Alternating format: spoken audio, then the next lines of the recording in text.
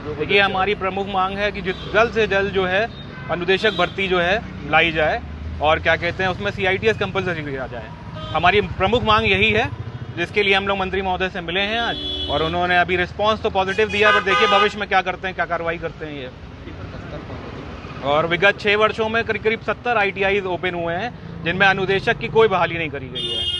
इसी मांग को लेके हम लोग आज सभी साथी हम लोग इकट्ठा हुए हैं, जो कि सभी साथी हमारे CITS होल्डर हैं, और CITS कंपलसरी मेन हमारा मुद्दा है। विगत 6 वर्षों में अगर कोई वैकेंसी नहीं आई तो स्किल इंडिया प्रोजेक्ट क्या है बताइए आप हमें? स्किल इंडिया कैसे आगे बढ़ेगा? और B.Ed BTC में अगर कोई चीज़ अनिवार्य है तो वैसे स्किल में भी हमारे लिए CITS अनिवार्य है, तो उसको कंपलसरी करा जाए और जल्द से जल्द करा जाए, क्योंकि अभी आचार संहिता कुछ समय बाद लग जाएगी, तो उसके बाद हमारी ये सारी मांगे धरी की धरी रह जाएंगी। तो अगला हमारा ज्ञापन माननीय क्या कहते हैं राज्यपाल महोदय को होगा और मुख्यमंत्री महोदय को होगा। स्किल मिनिस्टर से आज हम लोग सभी मिल चुके हैं, तो कुल मिला के हमारी अगली डिमांड जो होगी माननीय मुख्यमंत्री जी और राज्यपाल महोदय से होगी। ठीक है, हमारा भी ले लीजिए। मेरा नाम विपिन कुमार शुक्ला है। मैं बस्ती जनपद से आज अपने सभी CITS साथियों के साथ माननीय कपिल देव अग्रवाल जी मंत्री जी के पास ज्ञापन देने के लिए आए। ज्ञापन देने क्यों आए?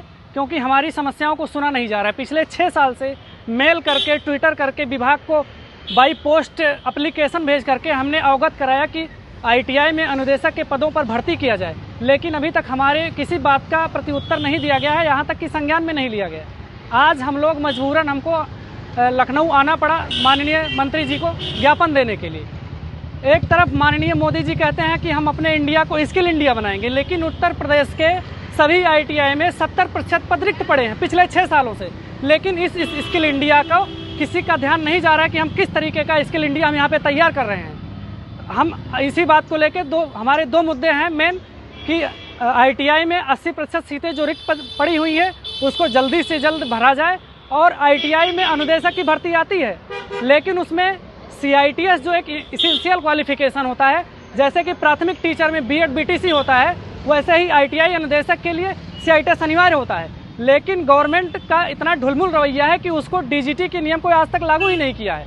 इसलिए CITS अभ्यर्थी ट्रेनिंग तो लेते हैं, लेकिन उनको रोजगार नहीं मिल पा रहा है। हम दर दर ठोकरे खाने के लिए विवश हैं और हमारे पास कोई रोजगार का अवसर नहीं है। आज हम यहाँ ज्ञापन दिए हैं, अगर 1 हफ्ते का माननीय मंत्री जी ने समय लिया है, अगर उस पर कोई कार्रवाई नहीं होती है तो हम माननीय राज्यपाल जी को, माननीय मुख्यमंत्री जी को ज्ञापन देंगे। अगर फिर भी हमारी बातें नहीं सुनी जाएंगी तो हम यहाँ पे 10,000 बच्चों को ला करके पूरे लखनऊ को जाम कर देंगे। ITI के रिक्त पदों की भर्ती जल्दी करो, CITI अनिवार्य करो, CITS अनिवार्य करो, ITI की रिक्त पदों की भर्ती जल्दी करो, भर्ती जल्दी करो, जल्दी करो, CTI अनिवार्य करो, अनिवार्य करो, अनिवार्य करो। अपना परिचय दे दो। हाँ, मेरा नाम श्रद्धानंद यादव है। मैं जिला संत कबीर नगर का रहने वाला हूँ, और मैं अपने माध्यम से ये बात सामने रखना चाहता हूँ कि जो अनुदेशक भर्ती है 2014 के बाद से कभी भी नहीं हुई, जिसके कारण से जो है ITI में अनुदेशक की भारी कमी हो गई है वर्तमान समय में।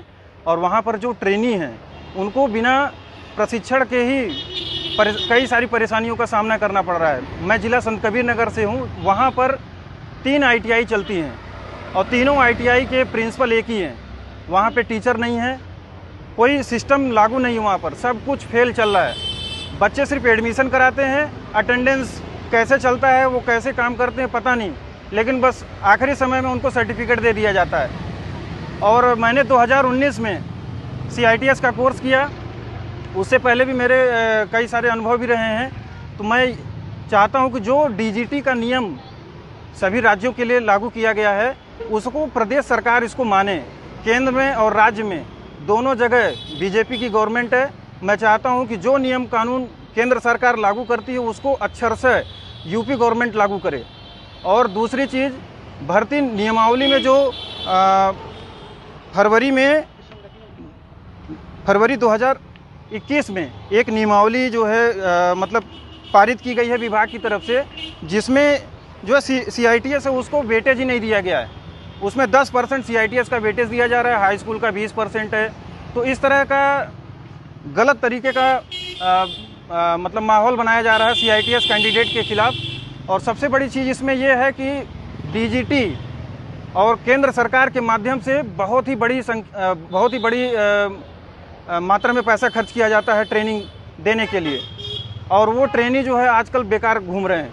आज मंत्री जी से आप लोग मिले हैं, इतनी संख्या में आए हैं जी, तो किस तरह का रवैया रहा, क्या उन्होंने आश्वासन दिया आप लोगों को? उन्होंने आश्वासन यही दिया है कि हम हमारी बातों को जो है वो मुख्यमंत्री जी के सामने रखेंगे और जैसा होगा वो बताएंगे। उन्होंने बोला है कि 1 हफ्ते बाद हमको बुलाने के लिए, हम सभी को बुलाने के लिए जो है बात कहे हैं वो। क्या लगता है आपको आगे?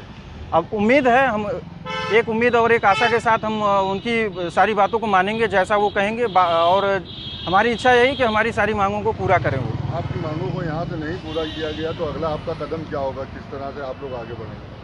अगर ये हमारी बातों को मान जाते हैं तब तो हमारे लिए कोई समस्या नहीं है। हमारे विभाग के मुखिया हैं, इसलिए हमारा अधिकार यही है कि सर्वप्रथम हम इन्हीं को अपनी बात कहें।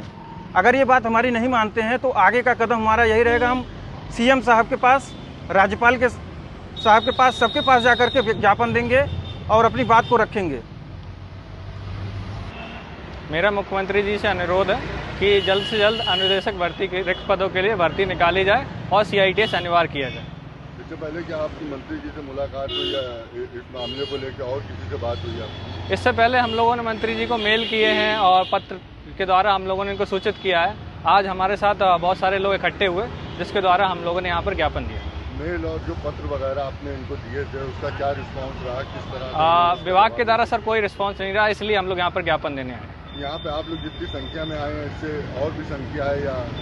इससे सर हमारे पास बहुत ज़्यादा संख्या है। ये सिर्फ हम लोग कोरोना की वजह से 30 से 40 लोग यहाँ पर आए हैं। तब से आप लोग जूझ रहे हैं अपनी समस्याओं से? सर हम लोग 4 से 5 साल से उत्तर प्रदेश में वैकेंसी नहीं आई, तब से हम लोग इंतजार कर रहे हैं